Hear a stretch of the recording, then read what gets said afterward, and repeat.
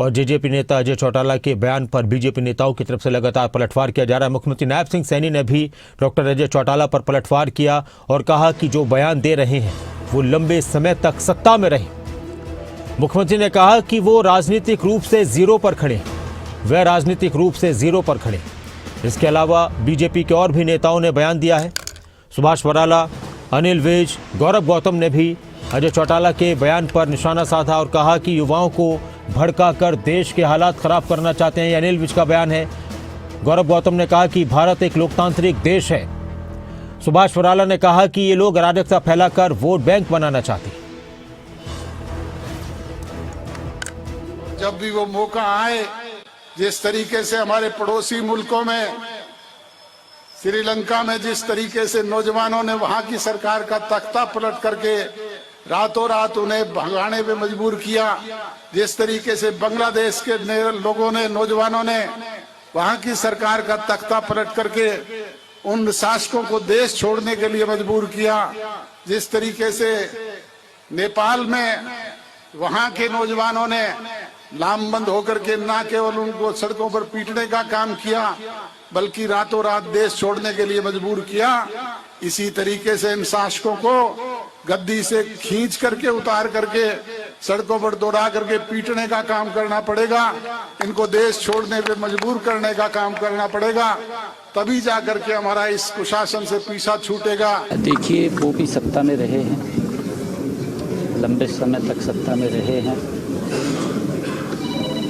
इस प्रकार का जो बयान देना है वो निंदनीय है। उसकी जितनी निंदा की जाए उतनी कम है। मुझे तो ऐसा लगता है कि अगर वो बयान उन्होंने कहा है, दिया है, तो सार्वजनिक ही दिया, मंच पर दिया है। वो कहीं ना कहीं फ्रस्ट्रेशन उसमें झलक रही है, क्योंकि जब व्यक्ति कोई इस प्रकार के काम करता है तो 5 साल के बाद जनता अपने आप नीचे घुमा देती है। अब जीरो करती है ना, एक भी सीट नहीं दी, जनता देखती है। ऐसा नहीं है कि नहीं देखती। उसके क्या क्रियाकलाप हैं, क्या उसने काम किए हैं, कैसी उनकी योजनाएं रही हैं। आदरणीय मोदी जी के नेतृत्व में नॉन स्टॉप, छोटा विषय नहीं है, नॉन स्टॉप केंद्र में भी और हरियाणा में भी तीसरी बार सरकार रही है। ये जन का ही तो आशीर्वाद है, लोगों का ही प्यार है।